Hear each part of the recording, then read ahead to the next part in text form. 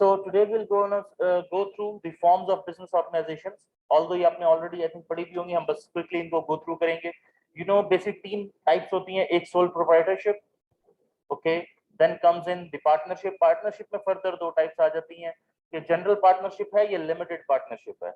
In a limited partnership basically limited liability की तरह ही partners की लायबिलिटी लिमिटेड होगी कि पार्टनर सिर्फ एक सर्टेन लेवल तक की लायबिलिटी को बेयर करेगा, उसके अलावा या जैसे कि उसने जितनी इन्वेस्टमेंट की है कंपनी में उस बिजनेस के अंदर, तो उस लेवल तक की उसकी इन्वेस्टमेंट जो है उसके लिए वो लायबल है, उससे ज्यादा के लिए वो लायबल नहीं है. And then comes in the corporation. तो back in the times of the East India Company, ये जो कंपनीज पहली बार फॉर्म हुई और ब्रिटिश लॉ के अंदर कंपनीज को फॉर्म किया गया, द रीजन वाज कि बिजनेस बहुत ज्यादा ग्रो कर रहे थे. अब ब्रिटेन से इंडिया तक ट्रेडिंग करने के लिए एक बड़े बिजनेस की जरूरत है जिसके पास ज्यादा कैपिटल हो. कोई एक बंदा भी अपने पैसे फंसाना नहीं चाहता, क्योंकि एक शिप डूब जाए, उसका कोई सामान पायरेट्स लूट लें, क्योंकि back in those days there was a lot of piracy, it was very difficult, months की जर्नी थी, तो इतने सारे पैसे डूब जाएंगे किसी के, तो इतनी बड़ी इन्वेस्टमेंट कोई एक इंडिविजुअल करने को तैयार नहीं होता था, और अगर कर भी देता था और कहीं कोई नुकसान हो जाता था तो उसको बहुत ज्यादा लॉस हो जाता था. दैट इज वाई ये कॉन्सेप्ट लिमिटेड लायबिलिटी कंपनी का, पब्लिक लिमिटेड कंपनी जिसे हम कहते हैं, इंट्रोड्यूस करवाया गया, क्योंकि बहुत सारे लोग मिलकर एक कंपनी फॉर्म करें जिससे बहुत ज्यादा पैसे इकट्ठे हो जाएंगे, जिससे एक बहुत बड़ा बिजनेस किया जा सकता है, एक बड़े स्केल पे बिजनेस किया जा सकता है. इससे इकोनॉमीज ऑफ स्केल भी मिलेंगे, और अगेन उसके अंदर फिर एक चीज की आइडेंटिफिकेशन हुई कि ओके फाइन, हम मिलके पैसे तो इकट्ठे कर लेंगे, लेकिन अगर हमारी लायबिलिटी अनलिमिटेड रहेगी सोल प्रोवाइडर की तरह ही, फिर वही कि ओनर जो है वो तो फिर से लायबल ही है. मतलब अगर लॉस ज्यादा हो गया, कर्जा लिया हुआ है कंपनी ने और कल को वो वापस नहीं कर सकती, तो फिर भी ओनर से अगर वसूल किया जा रहा है तो ओनर की लायबिलिटी बहुत ज्यादा हो जाती है. तो इसलिए फिर इसको एक प्रोटेक्शन ये दी गई कि कंपनी एक सेपरेट लीगल एंटिटी होगी, इसे इन लीगल टर्म्स एक इंसान की हैसियत हासिल होगी. तो कोई अगर सू करेगा तो कंपनी को करेगा, और कोई अगर क्लेम करेगा तो कंपनी से करेगा. इसके ओनर से जितने पैसे उन्होंने कंपनी में इन्वेस्ट किए उसके ऊपर कोई क्लेम नहीं कर सकेगा. That is why it's called a limited liability company, कि उसकी लायबिलिटी लिमिटेड है, जो ओनर्स हैं उसकी लायबिलिटी लिमिटेड होगी, जितने पैसे उन्होंने कंपनी में लगाए उससे ज्यादा पैसे उनसे क्लेम नहीं किए जा सकते. जबकि सोल प्रोप्राइटरशिप का डिसएडवांटेज क्या है कि आपने पैसे लगाए, आपने लोन लिया, अब अगर आपको नुकसान हो गया है तो सारा का सारा सोल प्रोप्राइटर को अपनी प्रॉपर्टी बेचकर पे करना होगा. Sole proprietorship is the simplest form of business organisation which is owned and controlled by one person. Single owner होता है, उसका कंट्रोल होता है, ओनरशिप होती है, बड़े आसानी से फॉर्म हो जाता है, कोई भी कभी भी ओपन कर सकता है, अनलिमिटेड लायबिलिटी है. अब इसके अंदर बेनिफिट ये भी है कि वो सारा प्रॉफिट अपने पास रख सकता है, मैनेजमेंट खुद कर सकता है, ठीक है. अगर बंद करना चाहे तो अगले दिन बंद कर दे, उसे किसी से पूछने की जरूरत नहीं, उसे किसी से बात करने की जरूरत नहीं है. एक सिंपल आम सादा बिजनेस है. जैसे कि हमारे यहाँ एक रेडी वाला भी सोल प्रोप्राइटर है, एक बड़ी शॉप वाला भी सोल प्रोप्राइटर है, कहे उसने किराने का स्टोर खोला हुआ है, ये एक छोटी सी रेडी लगाई हुई. Moving on, then comes in the partnership. Okay, sole proprietorship के advantages: easiest to start, least regulated, single owner keeps all the profits taxed once as personal income, जबकि कंपनीज के केस के अंदर टैक्सेशन ज्यादा होती है. डिसएडवांटेज क्या है? Limited to life of the owner, जिस दिन ओनर की डेथ हो जाएगी कंपनी इसका जो बिजनेस है वो भी बंद हो जाएगा. Then equity capital limited to owners personal wealth, तो अगर वो एक बड़ा बिजनेस शुरू करना चाहता है और उसके पास पैसे नहीं है तो वो नहीं कर सकता, क्योंकि उसके पास पैसे कहां से आएंगे? जितने उसके अपने सेविंग्स के अंदर उसके पास पड़े हुए हैं. सो वो बहुत बड़ा बिजनेस नहीं कर सकता, जितना उसका अपनी वेल्थ है उतने ही वो बिजनेस के अंदर पैसे इन्वेस्ट कर सकता है.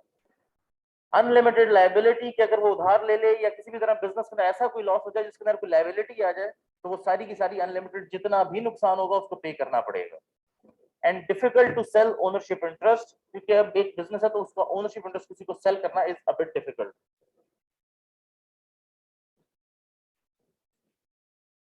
पार्टनरशिप एक से ज्यादा, बेसिकली दो या दो से ज्यादा लोग जब मिलकर बिजनेस करते हैं तो पार्टनरशिप होती है. इसमें एडवांटेज ये हो जाएगा कि पैसे ज्यादा हो जाएंगे, रेवेन्यू ज्यादा आ जाएगा.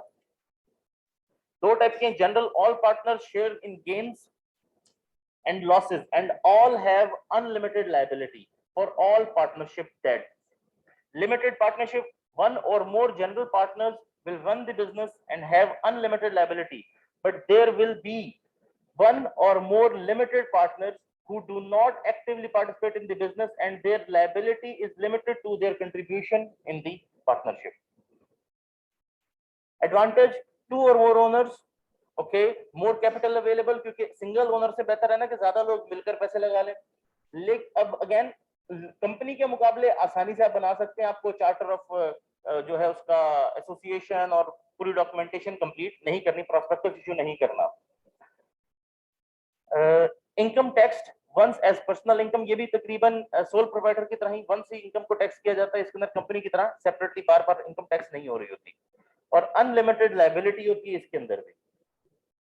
Then comes in the joint stock company, जिसे हम लिमिटेड लायबिलिटी कंपनी या कॉर्पोरेशंस भी कहते हैं. A business created as a distinct legal entity owned by one or more individuals or entitled entities. Again, इसमें ये जरूरी है कि इंडिविजुअल्स ही ओन कर रहे हो और एंटिटीज भी ओन कर रही हो सकती हैं. कॉर्पोरेशन चार्टर के थ्रू बनाई जा सकती है, बाय लॉज के थ्रू. उसके बाय लॉज होंगे, उसमें बोर्ड ऑफ डायरेक्टर्स होंगे जिसके अंडर मैनेजमेंट काम कर रही होगी. Share holders board of directors को इलेक्ट करेंगे.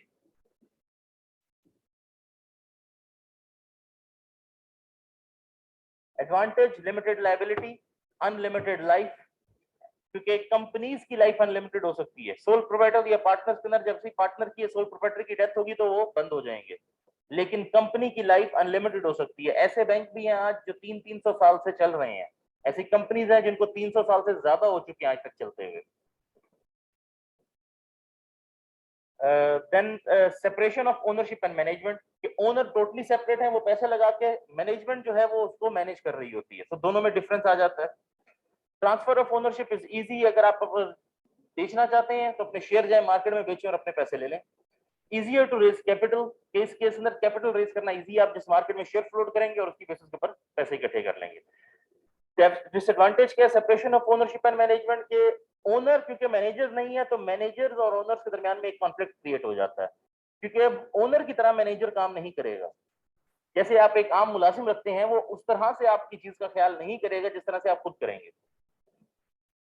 डबल टैक्सेशन, इस केस के अंदर income tax at the corporation, जो कॉर्पोरेट रेट है वो भी लगेगा, और फिर डिविडेंड जब आपको पे किया जाएगा उसके ऊपर भी आपको डिविडेंड इनकम के ऊपर अपने इनकम टैक्स के अंदर टैक्स देना पड़ेगा. इसलिए टैक्स 2 बार लग जाता है.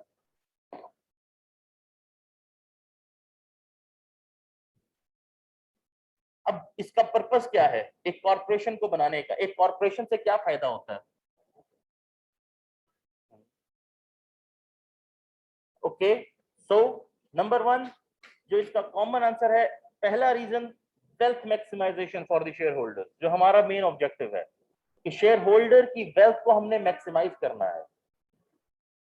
Secondly, the goal of the financial manager is to maximize the current value per share of the existing stock, कि जो उसकी पर वैल्यू जो शेयर है उसकी शेयर की वैल्यू है मार्केट के अंदर उसको मैक्सिमाइज करना है.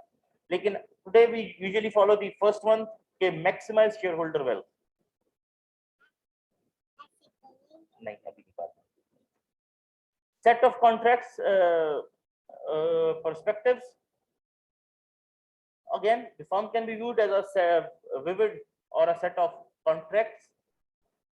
For example, one of those contracts is between shareholders and managers, के shareholders owners हैं और उन्होंने managers को अपॉइंट किया है अपनी कंपनी को चलाने के लिए. इसी तरह से मैनेजर जो है यूजुअली शेयर होल्डर के बेस्ट इंटरेस्ट में काम कर रहे होंगे. That is the assumption, okay, लेकिन होना चाहिए क्योंकि आपका अगर एम्प्लॉय है तो आप चाहेंगे कि वो आपके बेस्ट इंटरेस्ट में काम करे रादर देन कि अपने बेस्ट इंटरेस्ट में काम करे. Then the shareholders can devise contracts that align the incentives of the managers with the goals of the shareholders. The shareholders can monitor the managers' behavior. The contracting and monitoring is costly. ये भी important है कि अगर उसको monitor कर रहे होंगे, उसको बार-बार contract कर रहे होंगे तो definitely वो costly पड़ेगा आपको.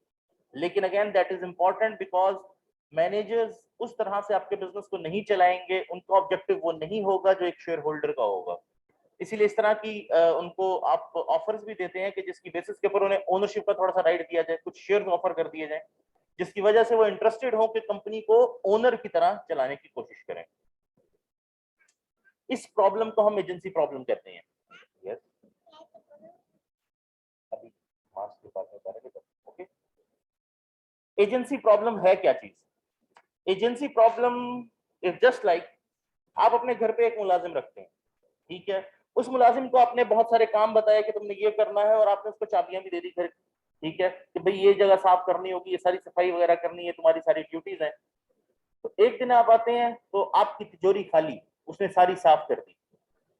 अब आप पूछते हैं जी आप ही ने चाबी दी, आपने कहा साफ कर दो, मैंने साफ कर दिया सब कुछ, अब क्या करें भाई? वो आपका एजेंट है, आपने उसे हायर किया हुआ है, आपने खुद उसे चाबी तो चोरी तो नहीं की, चाबी तो आपने दी ना उसे, उसने लॉक तोड़ा तो नहीं, gave him the combination, what can we do about it?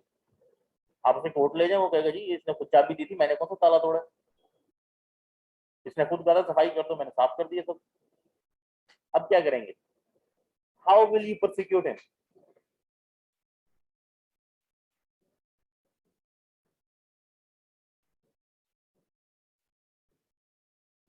अब रूल बनाने का क्या फायदा? क्या करें? कोर्ट उसे छोड़ देगा कि भाई अभी क्या कर सकते हैं, तुमने खुद चाबी दी थी, क्या कर सकते हैं? This doesn't happen like this. Actually जब आपने उसे हायर किया तो आप दोनों के दरमियान एक कॉन्ट्रैक्ट हो गया प्रिंसिपल और एजेंट का, you are the principal, he is your agent. तब से उसने आपके बेस्ट इंटरेस्ट को वॉच करते हुए काम करना था कि मेरे प्रिंसिपल को मैं कोई नुकसान ना पहुंचाऊं। तो जिस वक्त उसने आपकी तिजोरी खाली की, आपके घर से चोरी की, तो लॉ ये कहता है कि वो कॉन्ट्रैक्ट ऑफ एजेंसी टर्मिनेट हो जाएगा, बिकॉज उसने आपके बेस्ट इंटरेस्ट में काम नहीं किया। आप नहीं चाहेंगे कि आपके घर पे कोई चोरी करे, क्योंकि उसने अपना फायदा देखा ओवर योर बेनिफिट, तो ये लॉ ऑफ कॉन्ट्रैक्ट कैंसिल हो जाता है। इसलिए उसको प्रोसिक्यूट किया जा सकता है कि जब वो चोरी कर रहा था तब वो आपके एजेंट के तौर पे चोरी नहीं कर रहा था, तब वो एज अ थीफ ही चोरी कर रहा था। यही कंपनी में होता है। जब आप एक मैनेजर को हायर करते हैं और एक मैनेजमेंट टीम बनाते हैं, बोर्ड ऑफ डायरेक्टर्स, और उनके ऊपर उनमें से एक सीईओ हायर करके लगा दिया जाता है, ये ओनर नहीं है कंपनी के, ठीक है, ये मैनेजर्स हैं, ये हायर्ड एम्प्लॉयज हैं। इशू क्या है? एम्प्लॉय क्या चाहता है? ग्रोथ, कि कंपनी में ग्रोथ हो लेकिन स्लो स्लो हो, मेरी जो सर्विस है वो बहुत लंबी चले। कंपनी ये नहीं कि सडनली ज्यादा ग्रो हो जाए और फिर एक जगह कहीं रुक जाए और कंपनी के ओनर हो जाए यार ग्रोथ क्यों नहीं हो रही और ज्यादा, स्लो स्लो ग्रोथ हो। मेरी जो सर्विस है वो इनको कई सालों तक रिक्वायर्ड हो, मुझे थोड़ी थोड़ी ग्रोथ दिखाने पे हर साल बोनस मिलता रहे, कुछ फ्रिंज बेनिफिट्स मिलते रहे। जबकि ओनर का क्या ऑब्जेक्टिव है? Wealth maximization, profit maximization. उसके लिए शायद कोई डिफरेंट स्ट्रेटजी लगानी पड़े जो कि मैनेजर लगा रहा होगा। क्यों? क्योंकि उसको अपने बेनिफिट देखने। फिर सीईओ कहेगा जी मैं आपकी कंपनी का सीईओ हूं भाई, इतनी बड़ी आपकी कंपनी, लोग क्या कहेंगे, सादी टोयोटा में फिरता है, मेरे लिए एक मर्सिडीज लगवाई जाए फौरी तौर के ऊपर, ऑर्डर के ऊपर, या मैं रोल्स रॉयस लूंगा, फौरी स्पेशल ऑर्डर के ऊपर, कस्टम ऑर्डर करवाई है मैंने। फिर इसी तरह से क्या, अच्छा तो आपकी वाला फोन ओके, इसी तरह से वो कहेगा यार मुझे अक्सर ट्रैवल करना पड़ता है, कितना बुरा लगता है, सादा सी बिजनेस क्लास के अंदर या किसी इकोनॉमी क्लास में या फर्स्ट क्लास के अंदर मैं ट्रैवल करते हुए, एक नॉर्मल सी एयरलाइन के ऊपर कस्टम्स के अंदर से जाते हुए, आपकी कंपनी का सीईओ हूं, आपके लिए इतना काम करना पड़ता है, एक प्राइवेट जेट होना चाहिए मेरे पास, कभी भी कहीं आना जाना पड़ जाता है, बड़ा जरूरत होती है।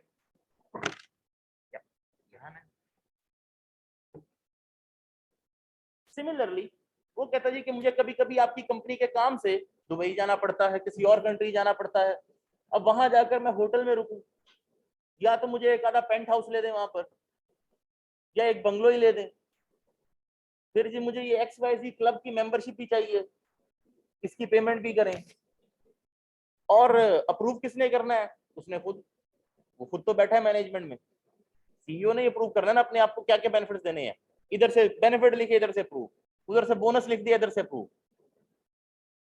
ये नुकसान किसका हो रहा है? शेयर होल्डर का। कंपनी कुछ नहीं है, कंपनी लीगल एंटिटी जरूर है, लेकिन कंपनी के पैसे तो नहीं लगे ना। पैसे किसके लगे हैं? शेयर होल्डर के। उन पैसों ने कमाए पैसे, प्रॉफिट कमाया, ये जो खर्चे सारे हैं, ये जितनी कॉस्ट है ये प्रॉफिट में से कम होती है ना, सारी कॉस्ट प्रॉफिट में से जा रही है, तो शेयर होल्डर्स को नुकसान हो रहा है। इस इशू को हम कहते हैं एजेंसी प्रॉब्लम, कि एजेंट जो है वो प्रिंसिपल के बेस्ट इंटरेस्ट में काम नहीं कर रहा। एजेंट और प्रिंसिपल की जो रिलेशनशिप है इसे एजेंसी कहा जाता है। Principal hires an agent to represent their interest, stock holders जो प्रिंसिपल्स हैं वो मैनेजर्स को हायर करते हैं, इन केस मैनेजर्स को, एजेंट्स को to run the company. Agency problem यही कॉन्फ्लिक्ट राइज हो जाता है कि जो दोनों के इंटरेस्ट हैं वो मैच नहीं करते। शेयर होल्डर जाते हैं प्रॉफिट मैक्सिमाइजेशन, वेल्थ मैक्सिमाइजेशन, लेकिन उसी प्रॉफिट में से अपने खर्चे नहीं निकालेंगे, अपनी कॉस्ट नहीं निकालेंगे, तो इनके अपने बेनिफिट्स नहीं चलेंगे मैनेजमेंट के। तो उनकी कोशिश होगी कि हम अपने बेनिफिट ज्यादा से ज्यादा उठा लें। तो मैनेजमेंट के गोल और जो प्रिंसिपल है आपका, जो शेयर होल्डर, उनके गोल्स में डिफरेंस है। ये है हमारी एजेंसी प्रॉब्लम। इसको सॉल्व करने के लिए फिर बहुत सारी टेक्निक्स हैं, हम इनको भी डिस्कस करते हैं। अब मैनेजर का गोल क्या है? Managerial goal may be different from share holder goal. For example expensive prerequisites, इसी तरह से survival, independence, increase growth and size are not necessarily the same thing as increase share holder wealth. मैं already आपको समझा चुका हूं ये सारी बातें। अब क्या किया जा सकता है? मैनेजमेंट को कैसे इंश्योर किया जाए कि मैनेजमेंट कंपनी के बेस्ट इंटरेस्ट के अंदर, शेयर होल्डर्स के बेस्ट इंटरेस्ट में काम करे? What can we do?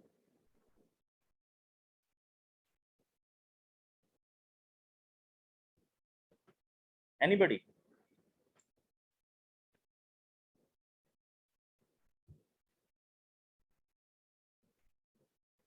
हम उसे इंसेंटिव देंगे।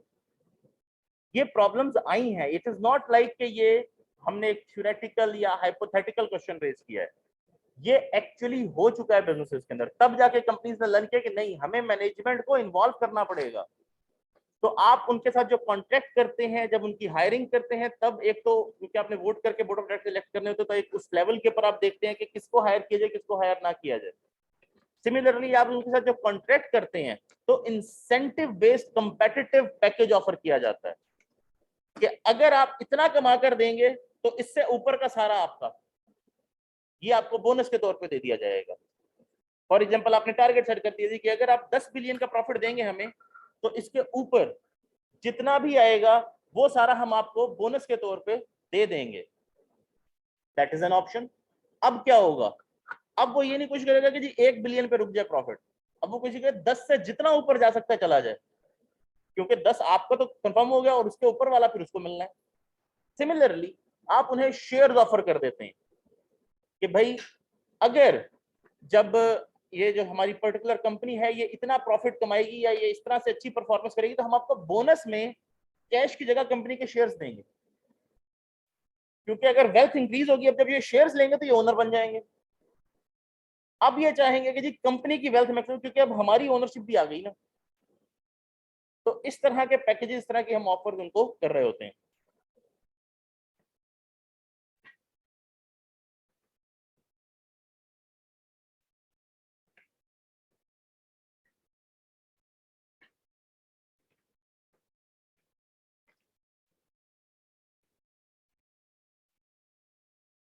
हाँ, एक और चीज जो चीज इसमें काम आती है वो है थ्रेट ऑफ टेक ओवर। कभी कभी होता है कि जी अगर ये अच्छी परफॉर्मेंस नहीं करेंगे, कंपनी को नुकसान होगा, कम प्रॉफिट होगा, तो अब चांस ये है कि कोई और कंपनी इसको टेक ओवर करने की कोशिश करेगी, कंपेटिटर्स। यार तुम्हें नुकसान हो रहा है, तुम ये कंपनी चला के क्या करोगे? हम चलाएंगे, तुम हमें बेच जाओ। जब ये बेचेंगे तो शेयर होल्डर, जो मैनेजर्स हैं, उनकी जॉब्स कट जाएंगी। नई मैनेजमेंट एक अपनी मैनेजमेंट लेकर आएगी, या अगर इनमें से किसी को रखेगी तो थोड़े लोग रखेगी, इतने लोग नहीं रखेगी। तो इस डर से भी कभी कभी मैनेजमेंट जो है फिर कोशिश करती है कि शेयर होल्डर की वेल्थ को मैक्सिमाइज करने की कोशिश की जाए।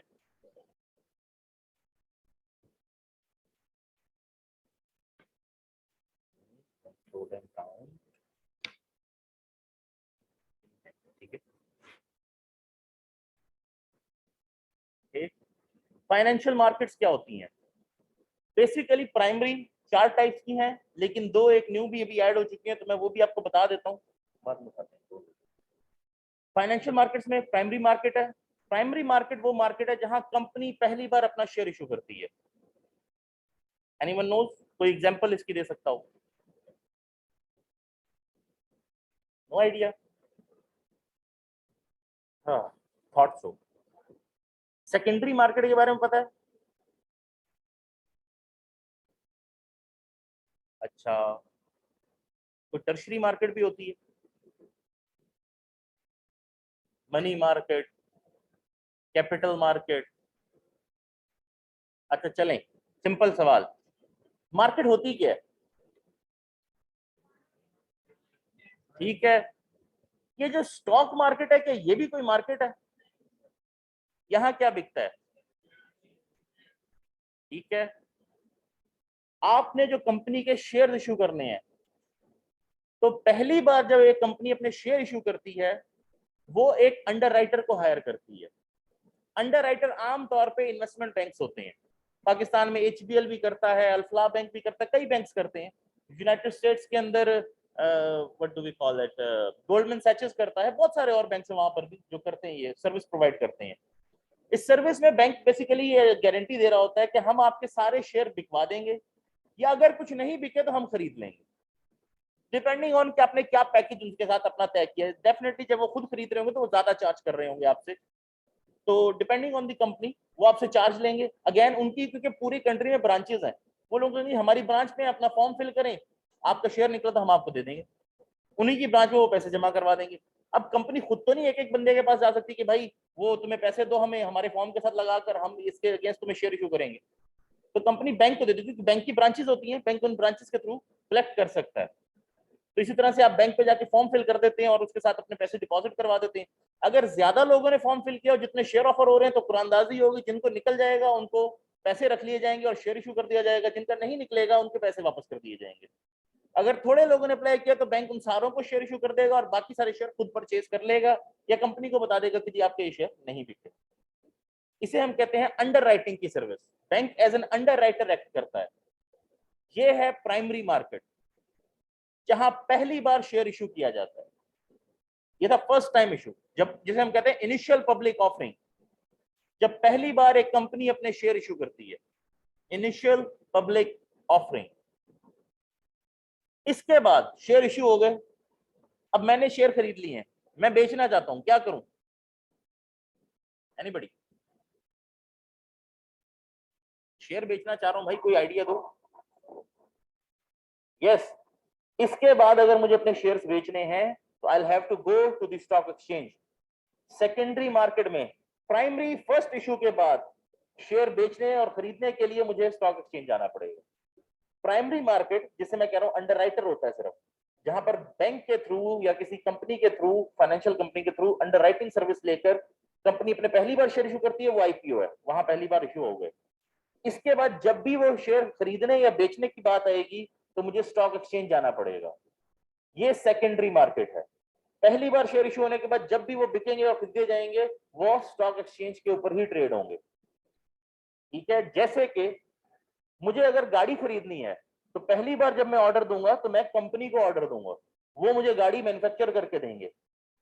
जब एक बार गाड़ी मेरे पास आ गई, अब मुझे उसको बेचना है आगे और कोई मुझसे खरीदना चाहता है, तो मार्केट में खरीदेगा आम आपस में, मैं वापस कंपनी के पास नहीं लेके जाऊंगा, भाई अपनी गाड़ी लो और आगे किसी को भेज दो। सिमिलरली ऐसे ही सेकेंडरी मार्केट में जाऊंगा, वहां जाकर ऑफर करूंगी मैं इतने में बेचने को तैयार, दूसरा कहेगा मैं इतने में खरीदने को तैयार, उस बेसिस के ऊपर हमारे शेयर ट्रेड हो जाएंगे। यह है सेकेंडरी मार्केट, स्टॉक एक्सचेंज। इसके बाद जितनी बार भी शेयर ये ट्रेड होंगे, ये स्टॉक एक्सचेंज के ऊपर ट्रेड हो रहे होंगे। तो primary market, when a corporation issues securities, cash flows from the investors to the firm, usually an underwriter is involved. आमतौर पे अंडरराइटर इन्वॉल्व होगा। Secondary market involves the sale of used securities from one investor to another.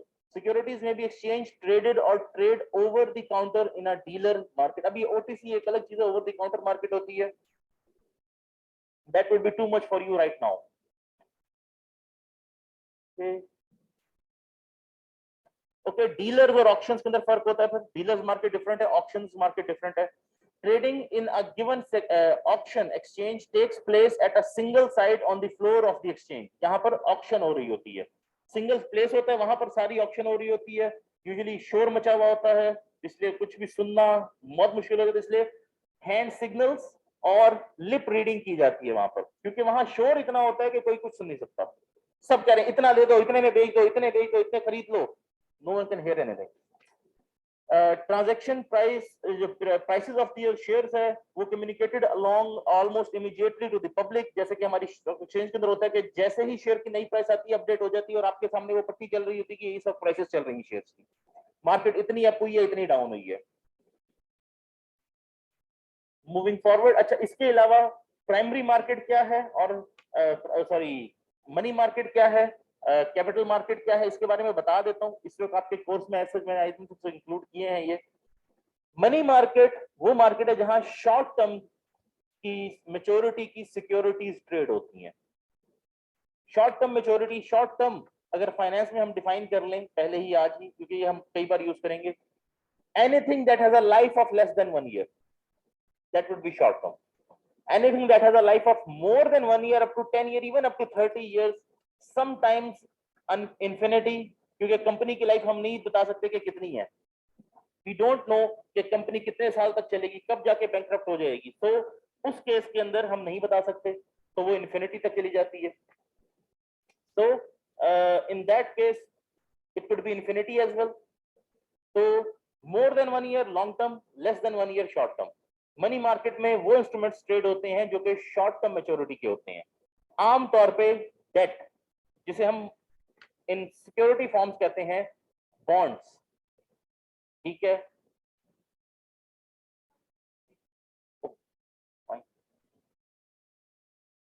तो और capital market के अंदर long term securities, जैसे कि bonds जो लॉन्ग टर्म मैच्योरिटी के 10 साल के, 5 साल के, 7 साल के, इसी तरह से कंपनीज के शेयर्स, लेकिन यूजुअली डेट की बात हो रही होगी यहाँ पर, ठीक है। ओके, जो कल का सेशन था उसकी जगह मैं एक रिकॉर्डेड सेशन आप सबसे शेयर कर दूंगा, ठीक है। अटेंडेंस किसने मार्क की है?